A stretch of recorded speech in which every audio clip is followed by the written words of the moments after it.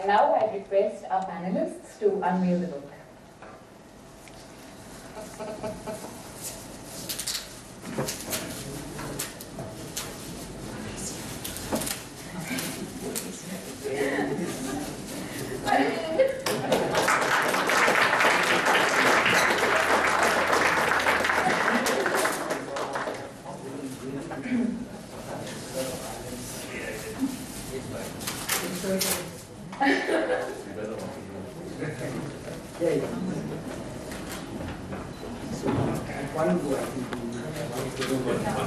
One photograph. Both? 2 eyes?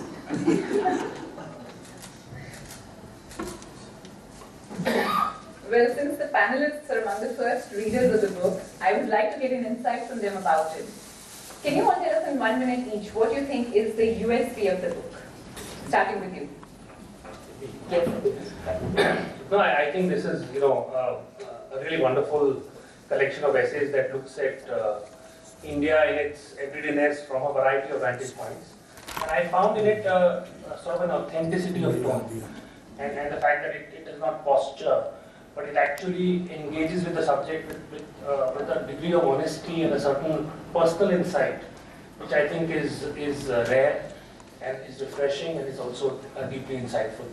So I found this both to me as a sort of a reintroduction to Kishore, who I've known for many years, as well as through him, I think, a better understanding of what we see around ourselves in India.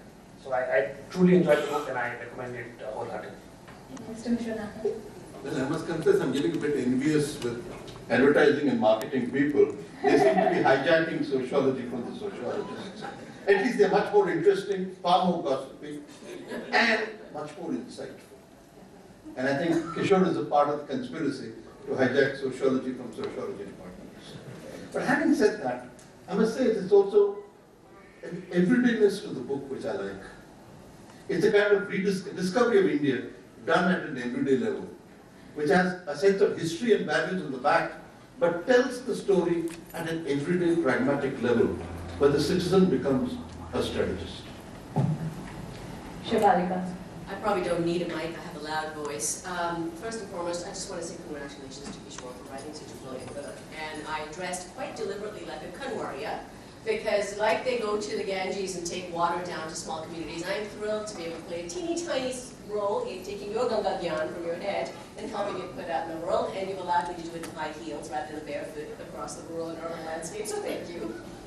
What I loved about the book is that within it, actually, he describes advertising folks and himself as a kabadiwala. How charming is that, a kabadiwala?